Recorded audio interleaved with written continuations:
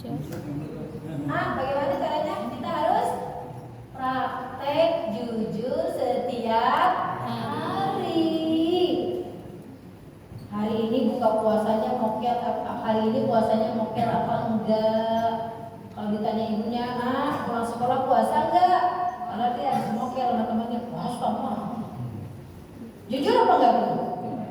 Tuh, belajar jujur itu dari praktek tiap hari, nggak pakai buku, nggak harus buka buku, nggak harus nulis, nggak harus bikin suatu project, nggak harus lihat Google, nggak harus lihat AI, tapi kita praktekin dalam diri kita sehari-hari.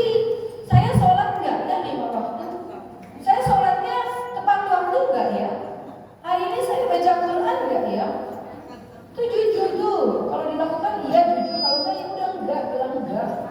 Itu jujur, mulai dari hal yang paling kecil. Yang pertama jujur. Yang kedua apa? Disiplin. Tadi ibu undangnya jam berapa? Yang datang jam 8 itu yang akan sukses nanti. Amin. Aminnya bukan Bu Haji Aisyah dong yang kenceng.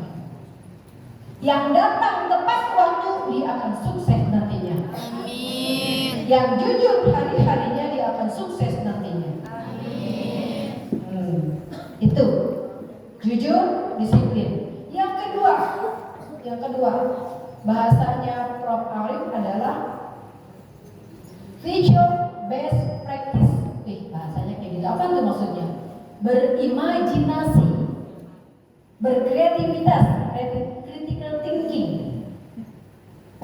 kritis, berimajinasi. Apa tuh? Punya mimpi besar. Ada suatu cerita nyata seorang Omariadi yang dulu dia kecil tinggalnya di pengungsian Palestina, ngungsi di pengungsian, di barak-barak pengungsian. Ketika dia melihat Palestina gurun pasir, kurang air, hidup susah, dia punya mimpi bagaimana nanti gurun pasir ini menjadi kaya akan air. Mimpinya bukan sekedar mimpi, tapi dia usahakan dengan berusaha, dengan jujur, disiplin, jujur dalam belajar, disiplin dalam belajar.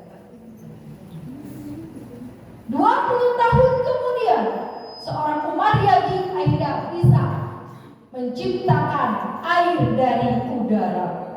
Akhirnya mendapatkan hadiah Nobel di tahun 2025. Dan sekarang beliau adalah dosen terbaik di kampus top dunia Amerika.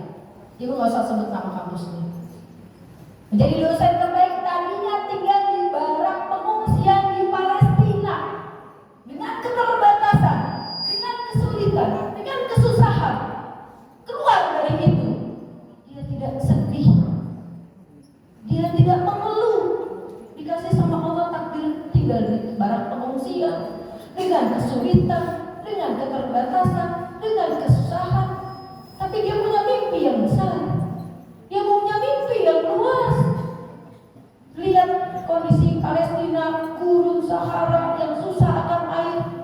Dia pengen menciptakan gurun pasir itu kaya akan air. Akhirnya dia bisa menciptakan airnya datang dari udara. Dan kalian dari cerita ibu ini memotivasi agar kalian bisa punya mimpi yang tinggi, berimajinasi, berkreativitas dari mulai yang kecil. Nih, tinggal di Tegawang Pak, tinggal di Duren Sawit. Apa yang bikin kalian macet? Sampah. Coba imajinasi bagaimana agar Duren Sawit Jakarta tidak macet. Iya, bikin kendaraan yang bisa ngangkut orang di atas layang gitu ya. Coba imajinasi. Sampah, bagaimana sampah itu bisa membuat kita jadi kaya. Imajinasi. Berimajinasi dari hal yang gimana caranya saya tinggal di kontrakan tapi saya bisa punya ketahanan pangan. Ibu tantang dengan imajinasi. Mimpi itu gratis. Jangan keasikan dengan handphone. Padahal di negara-negara maju itu handphone sudah tidak boleh untuk anak-anak. Karena akhirnya kita terjajah oleh handphone, oleh setan game. Jadi pesan ibu gitu ya nak. Jadi jangan sedih ketika takdir Allah hari ini kita merasakan keterbatasan, kesulitan, kesusahan. Karena Allah sedang menyiapkan takdir yang lain yang lebih indah. Tapi dengan syarat harus jujur, harus disiplin, harus berimajinasi, harus berkreativitas, ya. Dan ingat, kalau punya kemampuan berpikir itu tidak akan sempurna jika tidak dilengkapi dengan ketaatan kepada Allah Subhanahu wa Ta'ala. Ramadan ini adalah bulan yang belajar, madrasah disebutnya.